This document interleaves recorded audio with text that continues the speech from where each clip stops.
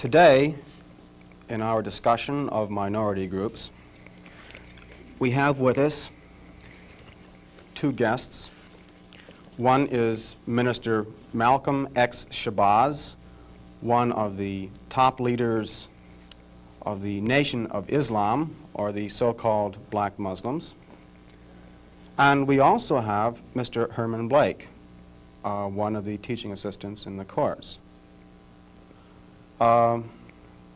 We will discuss today some of the goals and some of the strategies of the Nation of Islam. And I wonder if Mr. Blake might start it off by asking Mr. Shabazz a question. Minister Malcolm, the thing that I thought might be good for starting it off is to talk about one of the most pervasive beliefs in the general society about the Nation of Islam, and that is that it is an organization dedicated to the use of violent means to attain its goals. The question I have is, how true is this, and why do you think it persists in society? Well, the Muslims who have accepted the religion of Islam and follow the religious guidance of the Honorable Elijah Muhammad have never bombed any churches, have never murdered any little girls, as was done in Birmingham, have never lynched anybody, have never at any time been guilty of initiating any aggressive acts of violence during the entire 33 years or more that the Honorable Elijah Muhammad has been teaching us. The charge of violence against us actually stems from the guilt complex that exists in the conscious and subconscious minds of most white people in this country.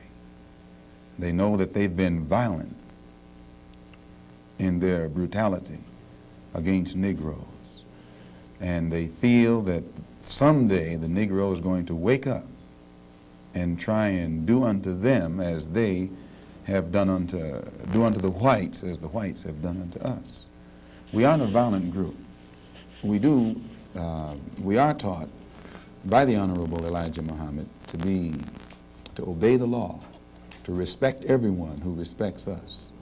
We're taught to display courtesy, to be polite. But we're also taught that at any time anyone in any way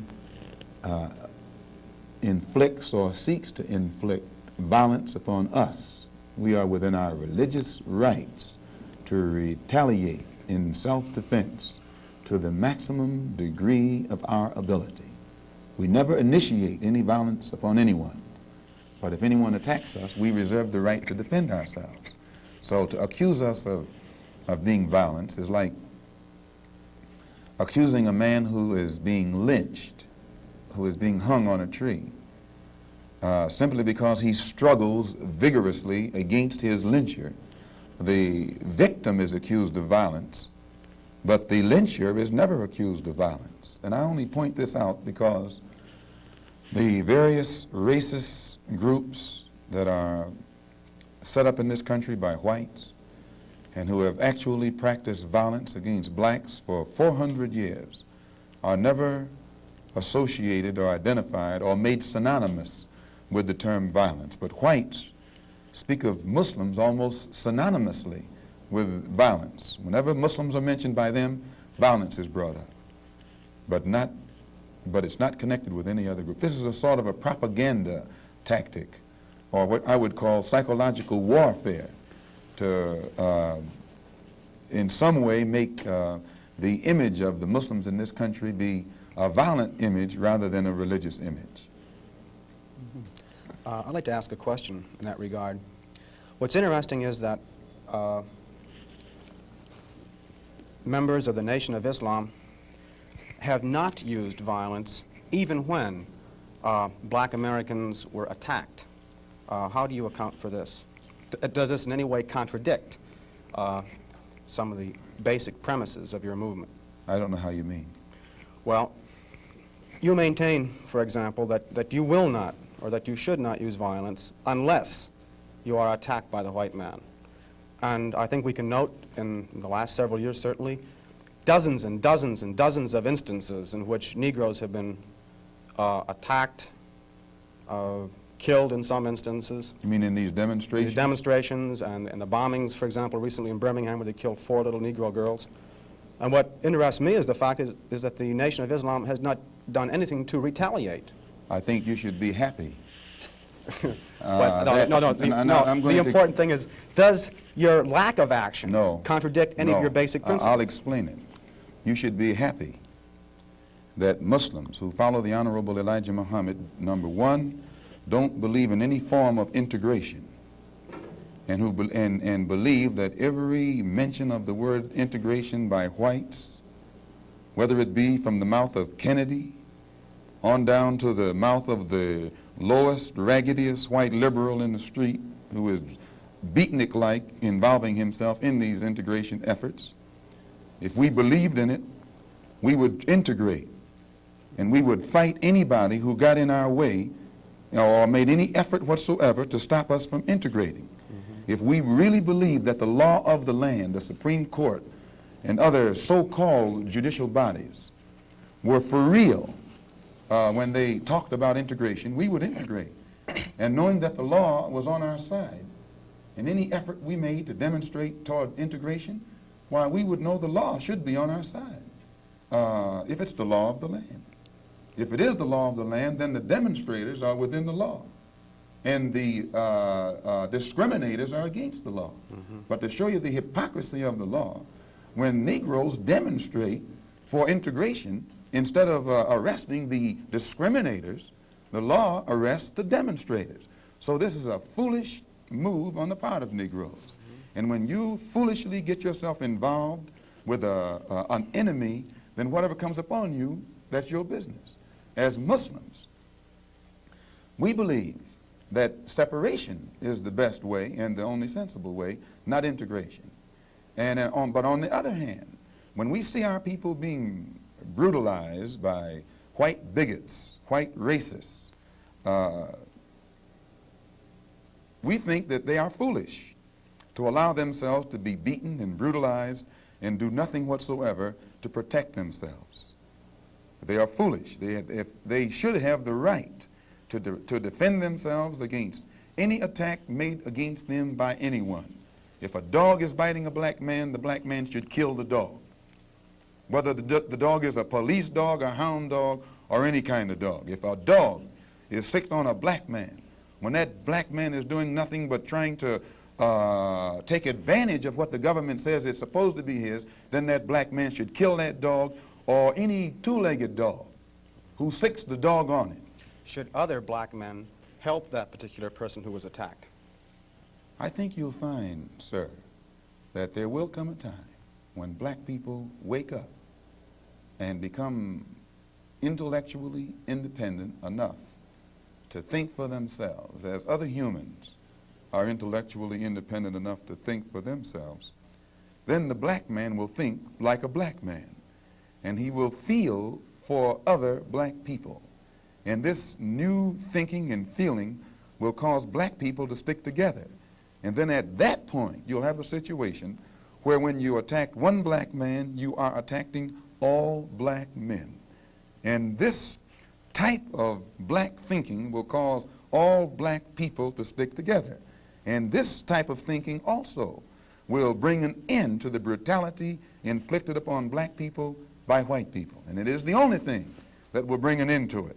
No federal court, state court, or city court will bring an end to it. It's something that the black man has to bring an end to himself. Minister Malcolm, let me, on the basis of your two remarks, ask a double-pronged question. One, is it then your assertion that the laws with respect to how Negroes are supposed to have equal opportunity and equal rights in this country are not meaningful or believed by whites? And secondly, what is your opinion and attitude toward the civil rights movement in general, and particularly the Reverend Martin Luther King and his philosophy of nonviolent direct action? If the white people really passed meaningful laws, it would not be necessary to pass any more laws. There are already enough laws on the law books to protect an American citizen. You only need additional laws when you're dealing with someone who is not regarded as an American citizen. But whites are so hypocritical. They don't want to admit that this black man is not a citizen. So they classify him as a second-class citizen to get around making him a real citizen. If he was a real citizen, you'd need no more laws. You'd need no civil rights legislation. Civil rights, when you have civil rights, you have citizenship. It's automatic. White people don't need laws to protect their citizenship because they're citizens. But they don't want to tell us we're not citizens. And at the same time, they don't want to pass laws that are meaningful enough to protect us as if we were citizens. And the Supreme Court desegregation decision is the best example I know. That's a law from the Supreme Court. 10 years have gone by. No desegregated schools. It hasn't been implemented beyond, I think, 9% in 10 years. So this just shows you the hypocrisy of the American white man. They talk out of both sides of their mouth. And for this reason, we who are Muslims, that is, who believe in the religion of Islam, who believe in God, we don't believe that black people will ever get any laws, get any problem with laws being passed or new persons being put in office, white liberals being put in office. There is nothing that the white man will ever do to bring about true, sincere citizenship or civil rights recognition for black people in this country. Nothing will they ever do. They will always talk it, but they won't practice it. And with the Supreme Court, if the NAACP can tell me that they want a desegregation decision for me 10 years ago, but yet the schools haven't been desegregated, as I say, this is a victory with no victory. It's a victory that you can talk about, but it's a victory you can't show me. So if you represent the NAACP and you are telling me about this great victory you won for me, when I look at you, I have to conclude that either you have been duped yourself or else you are trying to dupe me. And in most instances where the civil rights struggle is involved, there is no civil rights leader can point to me one concrete gain, practical gain, that black people have made in the civil rights field in this country, not only during the past 10 years, but during the past 100 years. Now, the other part was with respect to Mr. King and the nonviolent direct action. Well, I will let Jimmy Baldwin and John Killens and Lou Lomax, the writers, answer that. Speaking right after this church was bombed in Birmingham, Christian church was bombed in Birmingham by Christians too, mind you, and these 4 little girls were murdered.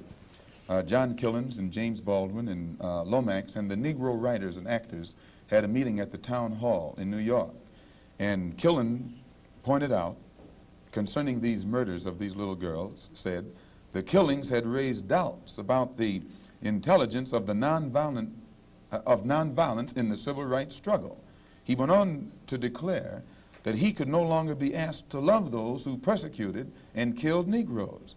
He also, and the writer, Mr. Handler, who's describing this, said that Killens, it was not clear concerning Killens' remarks to his audience that he was breaking with it was clear rather to his audience that he was breaking with the doctrine of the Reverend Martin Luther King's philosophy that as Christians, Negroes should love their fellow man in a truly religious sense. Now, James Baldwin, speaking on that same platform, said, and I was present during this entire affair, asserted that the American people shared a collective guilt for the persecution of Negroes, much as Germans did because of their silence during the Nazi persecution.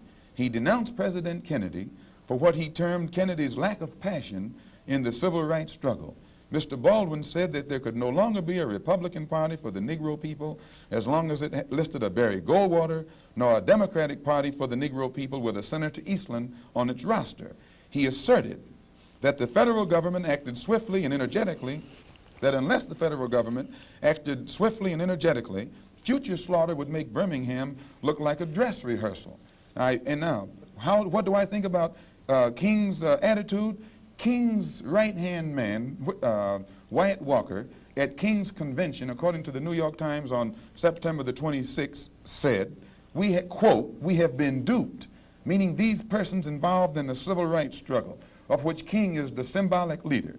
His right-hand man says, and I quote, "We have been duped, or have duped ourselves, into believing that the chains have been broken, when in truth we have only been chained more securely. Half freedom has in many instances been worse than no freedom at all." Why, don't ask me what I think about their struggle. I can tell you what they think about their struggle. And they are pointing out that it is becoming more difficult every day for the civil rights leaders to keep the masses of black people nonviolent and long-suffering and patient, and keep them from becoming disenchanted. I hope that answers your question. Well, now there's a new party which has started on the East Coast called the Freedom Now Party, an all-black organization. Would you comment upon this and also upon the possibility that the Nation of Islam might begin to turn some of its attention to the political arena in view of the fact that it is in the political arena that Negroes have not been able to in any way get justice, as has been pointed out in your previous statement? I'm not familiar with the Freedom Now Party. I'm not too familiar with politics, period, only that in the sense that white politicians have usually been very hypocritical where the so-called Negroes are concerned. So I'm a bit disenchanted with politicians and politics. The Honorable Elijah Muhammad is a religious man, and his teaching is religious and his solutions are religious. The Freedom Now Party, from what I understand, is headed by a lawyer named Conrad Lynn. I know him. He probably means well. Before passing an opinion on what it is he's trying to do, I would like to analyze it and see who's subsidizing him, see who his friends are, especially who his white friends are. And after a careful analysis, if I could conclude that there was no white support, I would be inclined to have confidence in it. But if I saw him leaning too heavily upon his white liberal friends for support, then I'd be suspicious of that too. The Muslims, in my opinion, represent an all-black party. And the Honorable Elijah Muhammad pointed out before 10,000 in Philadelphia on September the 29th at a rally that we were having, that in 1964 the black people should band together and do something about selecting and electing representatives, black representatives, politically, who have the rights and the best interests of the black people at heart, and that we should also unite together and sweep out of office all of the black political puppets who are used by the white power structure to continue white supremacy in our communities. In that regard, would you include Congressman Dawson, for example, from Chicago, and some of the people who represent him on the Chicago City Council? In which regard? In the area of acting as a puppet. I don't know what Mr. Muhammad's opinion is of Congressman Dawson. They both live right there in the city of Chicago together.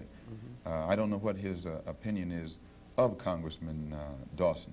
I'm suspicious of any Negro, be he politician, be he clergyman, or civic leader who is constantly patted on the back by whites. I have a tendency to lead toward the Negro politician who is constantly condemned by the white power structure. This is my thought pattern. I'm giving you an insight of it. You, though, mentioned Mr. Lynn and saying you'd like to know who his white friends are. Now, I'm wondering if you didn't make a contradictory statement in Muslim terms by using white and friend in the same phrase. That is I to use say, friend in quotes. I see. In other words, if a black man cannot have a white man as a friend. He may have a white man who's friendly, but being friendly and being a friend, I think, are two different things. I think there are many whites who act friendly toward Negroes. A fox acts friendly toward the lamb. And usually the fox is the one who ends up with the lamb chop on his plate. The wolf doesn't act friendly, and therefore the wolf has more difficulty in getting the lamb chop in his plate.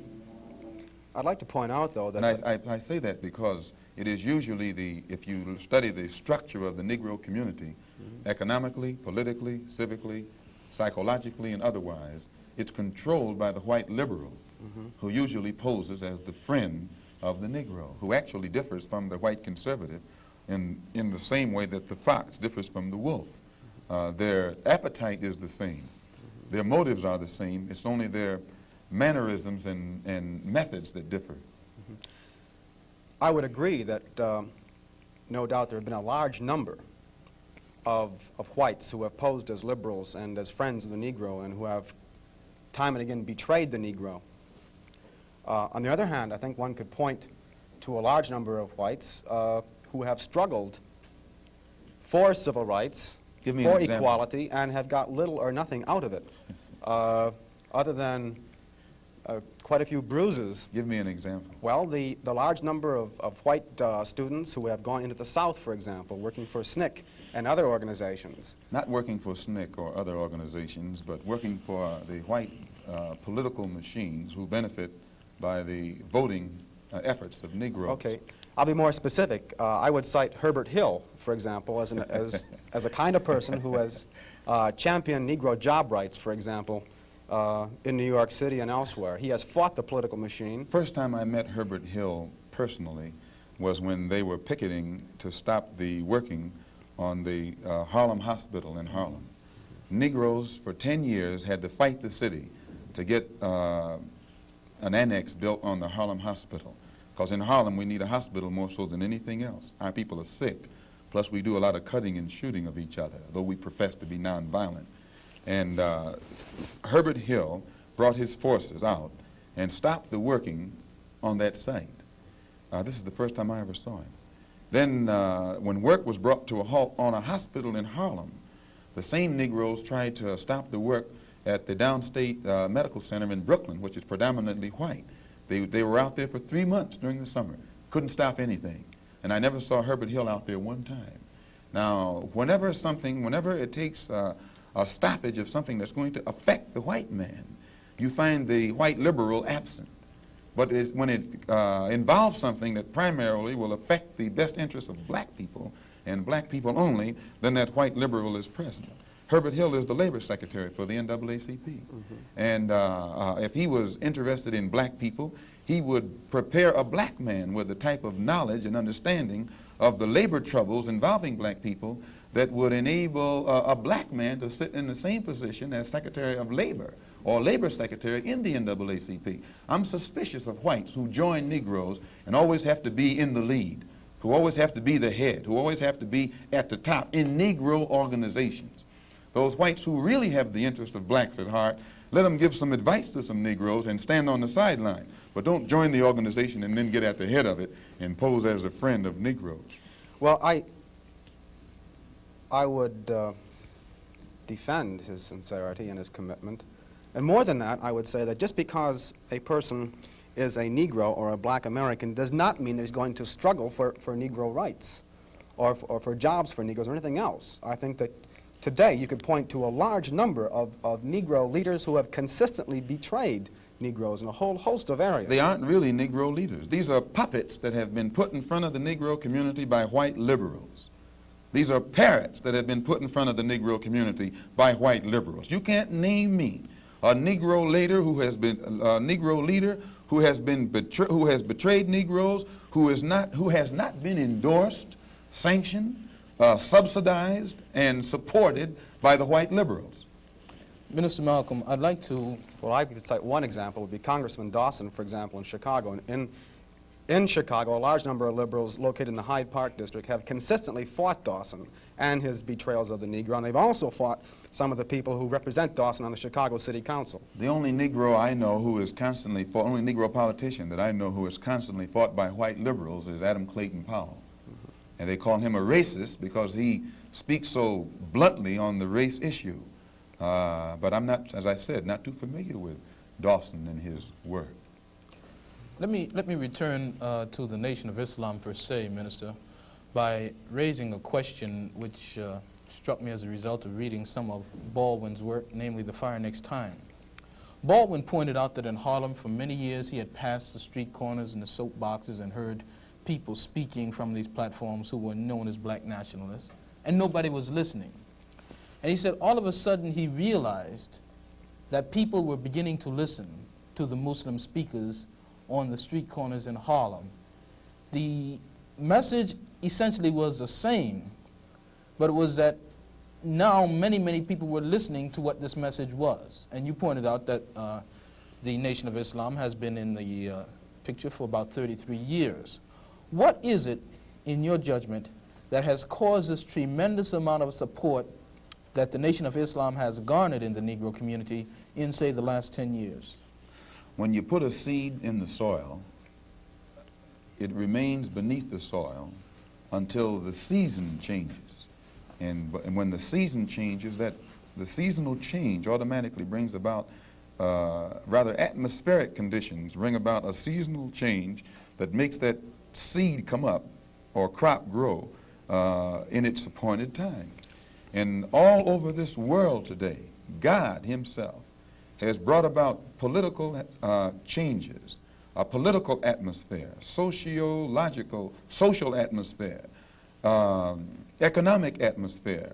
These economic conditions, these political conditions and social conditions combine to bring about a situation that is making black people in America more receptive, their mind more fertile to the seed of truth that the Honorable Elijah Muhammad has been planting for 30-some years. And this is springing up today and causing our people to see and understand now what they couldn't see and understand before. What is the nature of this situation which is making black people more receptive? Well, you take in the past, say, 15 years, how the nations have emerged, dark nations have emerged in Africa. Prior to 10 years ago, most Negroes associated or identified Africa with a savage, jungle-like place. And whenever you mentioned the word African, in their mind's eye, they could see the image of someone running around with a spear, with no language, who'd say Ugga Bugga Boo or Bwana or something, and who'd be in a jungle running from lions or chasing lions. But then when, after the war, when the United Nations was set up in New York City, black people began to look at men like Tom Mboya. They began to look at men like Nkrumah. They began to see men like Lumumba. They began to see men like Nasser. They began to see these Belawa and Azikwe, who could exchange intellectually with whites on an international level in a political forum and hold their own. This made the black people in this country realize that what the Honorable Elijah Muhammad had been teaching all the time actually had substance. And they began to turn it over in their mind and see that what he was saying had more weight to it than what these other Negroes were saying. And they began to identify themselves with the black world and the black struggle more closely than they identified themselves with this so-called white world. Let me ask you a question with respect to a statement which Essien Udom quotes as being on a bulletin board in the University of Islam in Chicago by the Honorable Elijah Muhammad.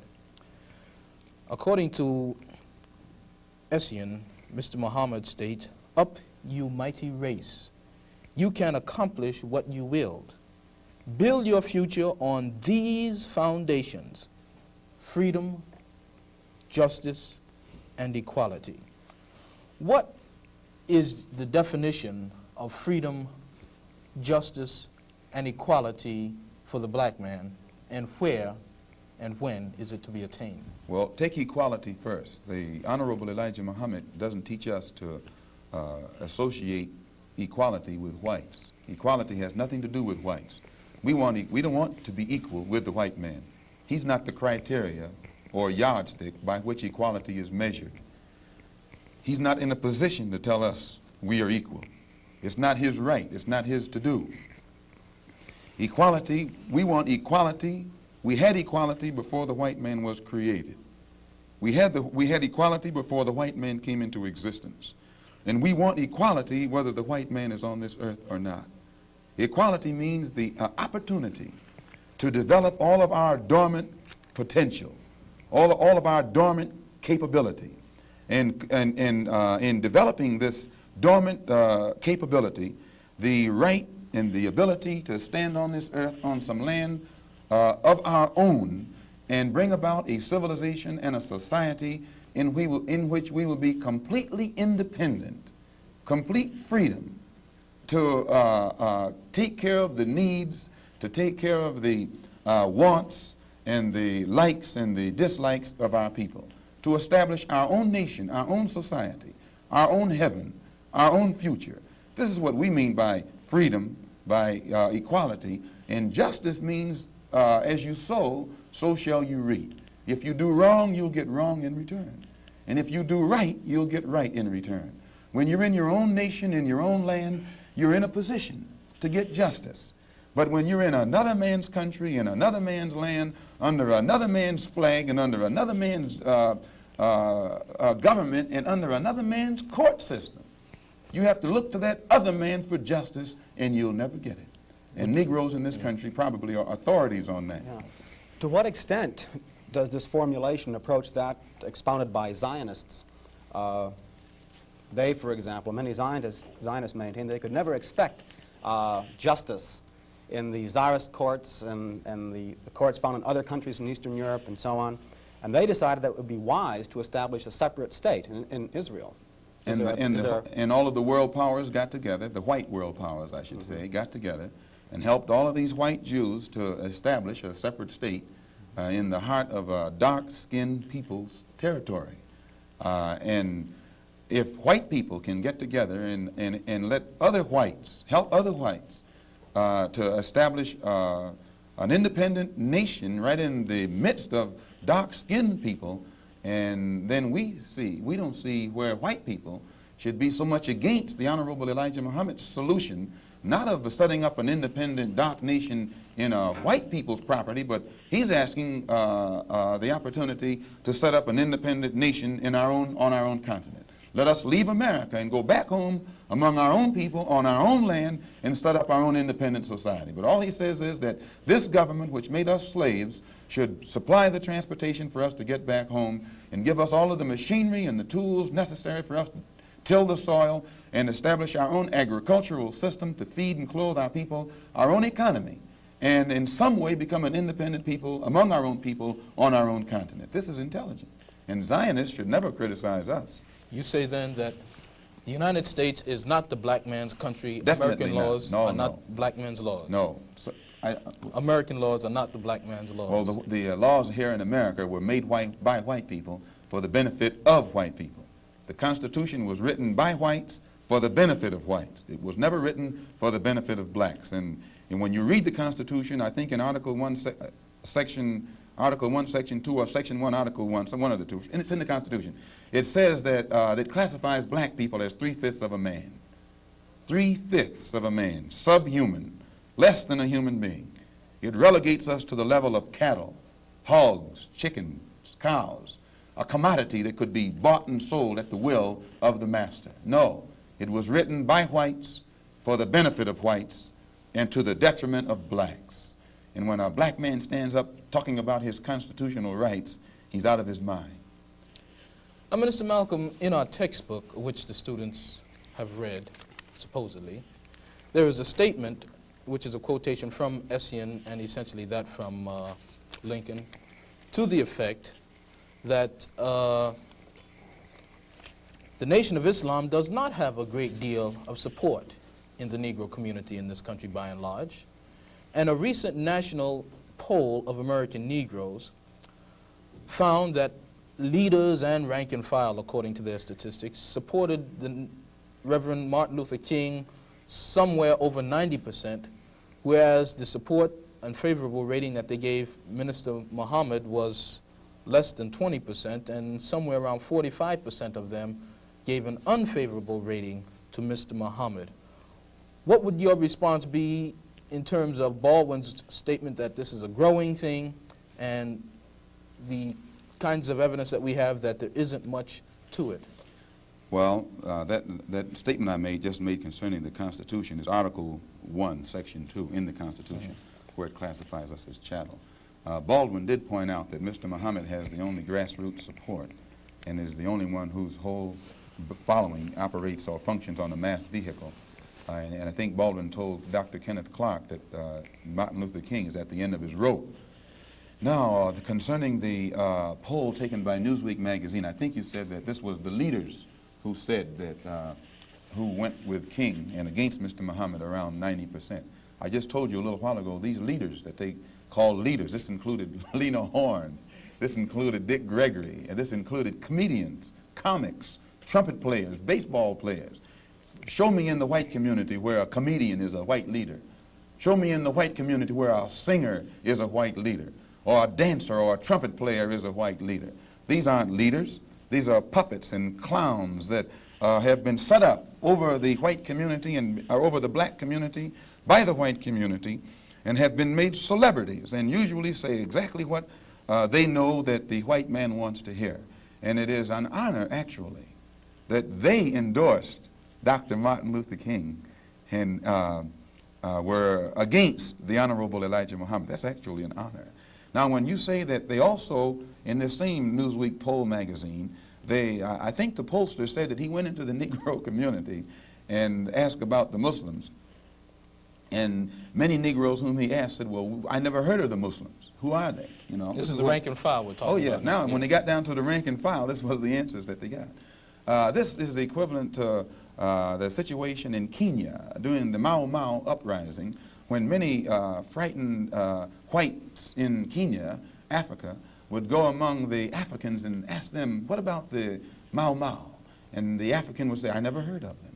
And the same white man who would ask the African this question and very naively believe what the African said, when he went to bed that night, he would lose his head. And usually the one who took his head was the same African who told him that afternoon he had never heard of the Mau Mau. Except in the Newsweek poll, they used Negro interviewers. You'll find that oftentimes Negroes are as much on guard around Negro interviewers, who usually represent the bourgeois element of Negroes, as they are on guard around whites. Usually Negroes know that when this bourgeois Negro walks through the door, he is not doing something that he's initiated himself, but he's involved in something in which the white man is the absolute author of and has sent him to the Negro community for some information. And when they give that Negro some information, usually they give him the information that they want him to take back to the white man, because that's who he's going to take it back to. 4 more minutes. Our time is just about up, Minister Malcolm, and perhaps you could summarize and conclude by giving us, in your opinion, or in the opinion of Mr. Elijah Muhammad, what would be the ideal solution to the racial problem in the United States today? Well, on Thursday, October the 3rd, the New York Tribune, in an editorial, pointed out in Boston, in an article called The Civil Rights Iceberg, they pointed out how Kennedy had realized that beneath the water, the civil rights whole problem was political suicide. Because in his own hometown, the head of the Board of Education, a woman named Mrs. Hicks, was running against the NAACP philosophy, and she swept aside all other opposition. The whole white community supported her in opposition to the NAACP's desire for integrated schools, integrated housing, and otherwise.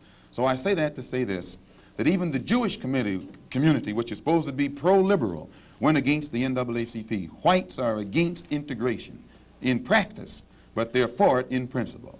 So the only solution is separation. And the Honorable Elijah Muhammad says that this can be brought about simply by letting our people be exposed to the truth about ourselves, about the white man, about our history and our condition in this country. And once we are exposed to the complete truth about things as they actually exist in this country, the masses of black people will choose complete separation from this entire system, political system, economic system, social system, and whatever other aspect or description or adjective you want to attach to it. Let us go back home to our own people, live among our own kind, and solve our own problems ourselves. And if the white man doesn't want us to go back to our own people and live in our own country, then since we can't get along together in peace on this country with white people, Let us separate part of this continent, migrate to that separate territory. Let the government give us everything we need to establish our own independent economic system and society, and thereby we'll be able to solve our own problems ourselves and prove that we are human beings and a part of the human family and can do for ourselves what other humans have done for themselves. And then we'll be able to stop blaming the white man for what he has done and stop begging the white man to solve our problems. We'll be able to solve our problems ourselves. Thank you very much. That's it.